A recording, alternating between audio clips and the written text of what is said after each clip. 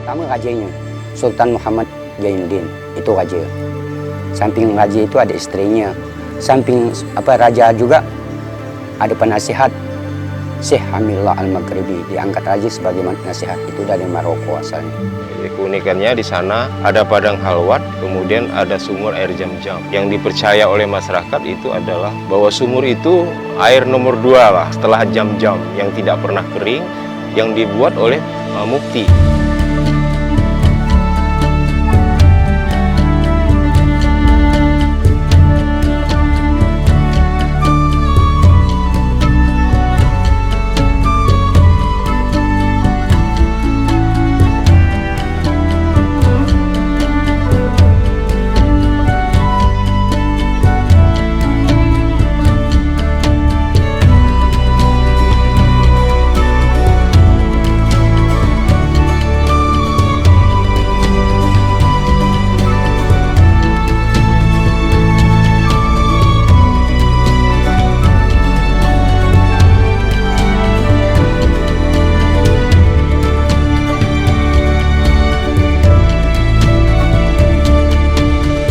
Secara geografis, makam Raja-Raja Tanjung Pura itu dia terletak di Kecamatan Muara Pawan, Desa Tanjung Pura, di pinggir Sungai Pawan dengan menetapi landscape yang memang datarannya agak tinggi. Padahal di situ adalah salah satu kawasan tanah basah, tapi untuk makamnya itu agak tinggi datarannya. Nah, untuk menuju ke sana, ya dari Ketapang itu ya sekitar 1 jam lah, 1 jam atau 45 menit tergantung dari yang bawa kendaraan.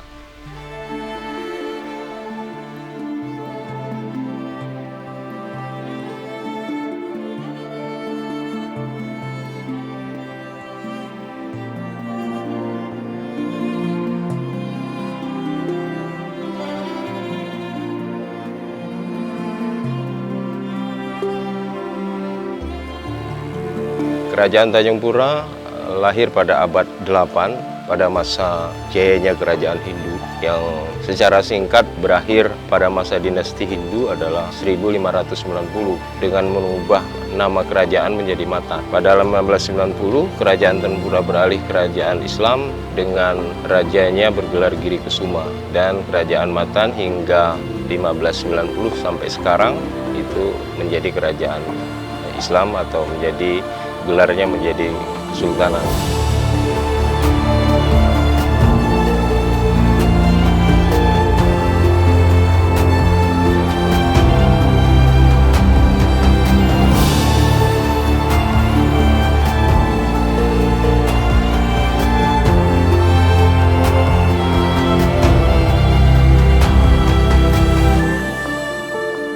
Di sana ada 3 sultan, ya raja, kemudian 1 perdana menteri, kemudian ada mufti ulama Syekh Maghribi di sana.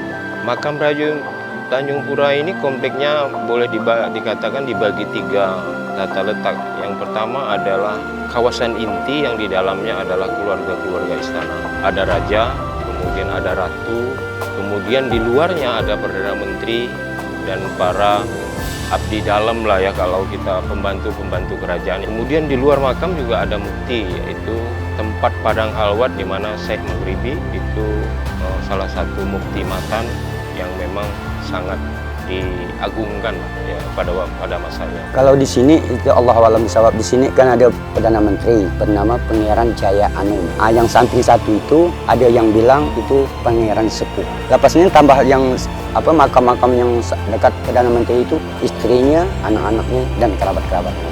Kalau di sini kan ada pertama rajanya, Sultan Muhammad Zainuddin, itu raja. Samping raja itu ada istrinya. Samping raja juga ada penasihat, Syekh Hamilullah Al-Maghribi, diangkat raja sebagai penasihat, itu dari Maroko asalnya. Di samping itu dari Brunei, Datuk Haji Muhammad Said itu asalnya dari Brunei.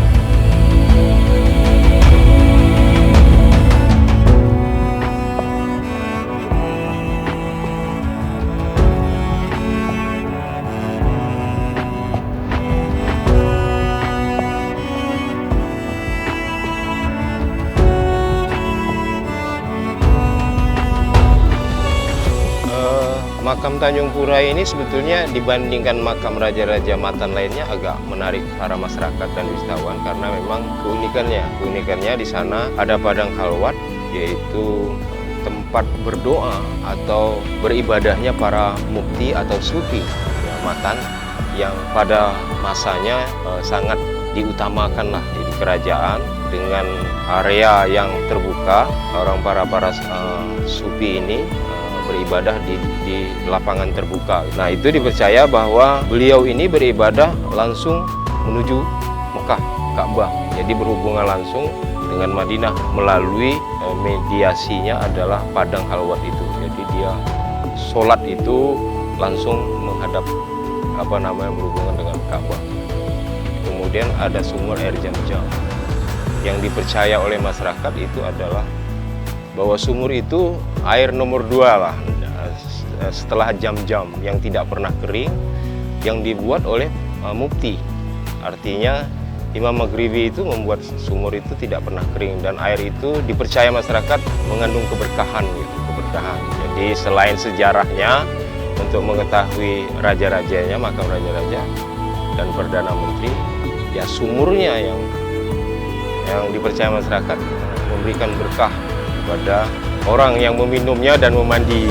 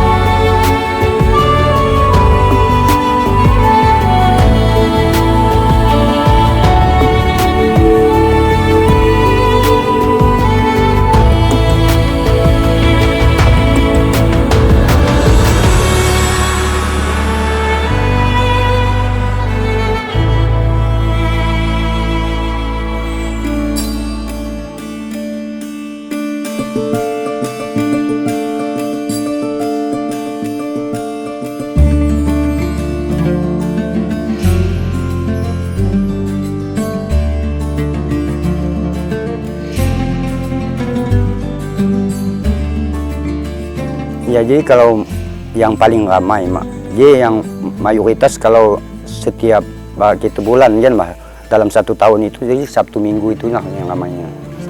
Tapi kalau yang waktu-waktu lain sih seperti lepas Lebaran Haji, Lebaran Puasa, 1 Muharram, hari-hari besar Islam itu ramai. Tentang ziarah lah. Kebanyakan tuh jelasnya dia sistem, kalau saya tengok lah ada yang banyak keluarga, tapi nampak nih apa yang dibilang orang seperti pengajian apa gitu ngomong pengajian, buat kita ada ustadznya membawa santri-santrinya ziarah, ada juga seperti bahat kita kunjung-kunjungan orang-orang besar gitu Nah itu menjadi kalau kunjung-kunjungan kita pejabat-pejabat tetap ramai kan gitu dia. Serombongan lah, kita tidak tahu lah, malah bukan keluarga tapi kan anggota dia ikut.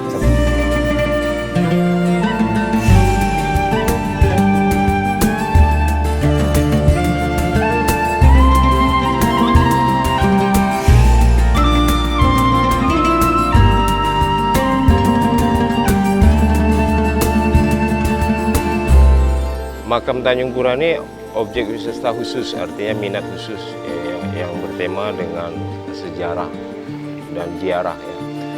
Oleh karenanya beberapa tahun belakangan Kerajaan Matan bersama dengan pemerintah Kabupaten Ketapang telah melakukan beberapa upaya termasuk pemagaran, kemudian penggantian atap makam, kemudian memperbaiki sumur.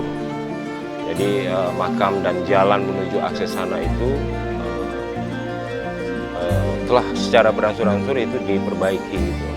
Dan harapan kita terutama akses untuk menuju lokasi itu ke depannya ya paling tidak itu dapat dilalui sepanjang musim. Karena di sana itu kalau musim hujan agak repot. Jadi mudah-mudahan sepanjang musim, baik musim kemarau maupun musim hujan itu dapat dilalui. Artinya jalannya sehingga aksesnya itu memudahkan masyarakat.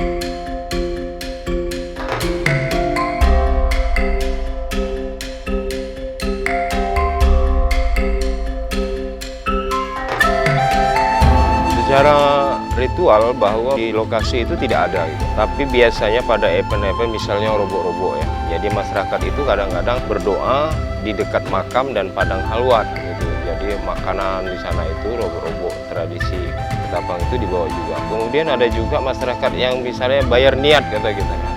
Misalnya dia bernajar, kalau seandainya saya menikah nanti dapat anak laki-laki, saya akan bayar niat di makam. Jadi dia selalu bernajar ya di hadapan itu, dan kadang-kadang para pejabat tinggi negara di sana ya, baik itu panglima, kemudian kepolisian, kalau dia ingin sukses menjalankan tugas di Kalimantan, di Kalbar, dia selalu bernajar di situ.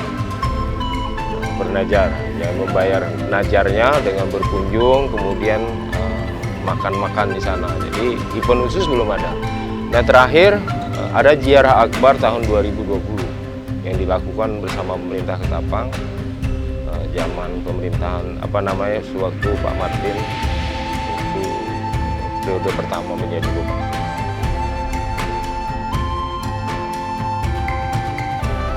Mungkin ziarah akbar, artinya ziarah akbar dapat menjadi kalender wisata, sehingga masyarakat tahu kapan itu kita dapat berkunjung ke sana. Jadi misalnya pada bulan tertentu pemerintah daerah menetapkan ada ziarah akbar di makam Raja-Raja Matan Tanjung Pura di Tanjung Pura.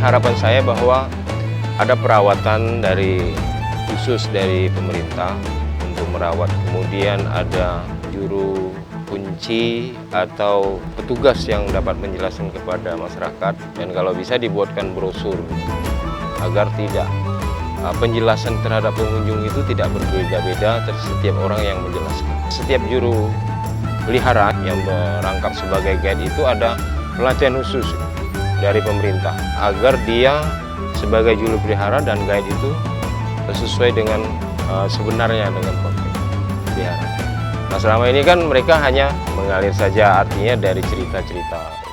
Jadi kalau bagi saya pribadi ataulah masyarakat Tanjung Pura khususnya pasti itu sama prinsipnya sama saya.